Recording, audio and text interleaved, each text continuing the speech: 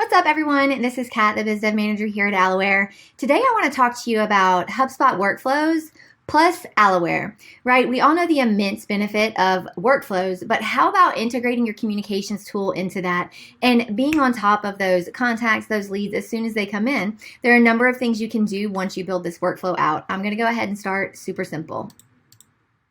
I'm going to create a workflow from scratch, and then I'm going to do it as contact-based. Now, you can do it as company-based, deal-based, however you want. I'm just going to do it super simple. All right, now first things first, you want to set up those triggers. I'm going to do when an event occurs. Now, I'm going to choose object created. So as soon as a record is created, it's going to be popped into this workflow, right? The other thing you can do is add more. So we're going to go to refine these triggers.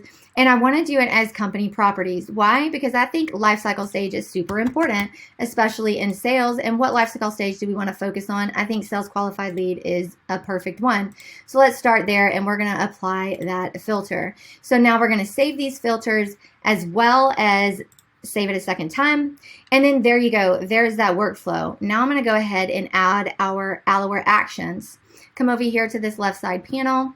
And you can either send a text message, you can enroll in a sequence you've already built, you can add it to a certain user's power dialer, maybe a specific agent, or you can just unenroll these contacts from any sequence you have. Say you've reached out to them a certain number of times. After those steps, you want to remove it. So we're going to go ahead and do that. First, I'm going to show you how easy it is to send a text message. And there we go. You need to choose who it's from. You need to choose the agent, and then you want to add the value. Now, what's really cool here is you can also add the contact token to add personalization, right? So let's go ahead and we can do contact. And then what do we want to add? Maybe we want to add their first name. Let's insert that. And then we'll say, this is Kat. How are you? Right, you want to choose the phone number. So let's go ahead and do this. Since it's the SMS, you want to choose the mobile number. And there you go. That is already set. Let's go ahead and save that. Now, say you already sent them this text message, you asked them how they are, and then you want to actually call them. So let's go ahead and set up another Aloware action.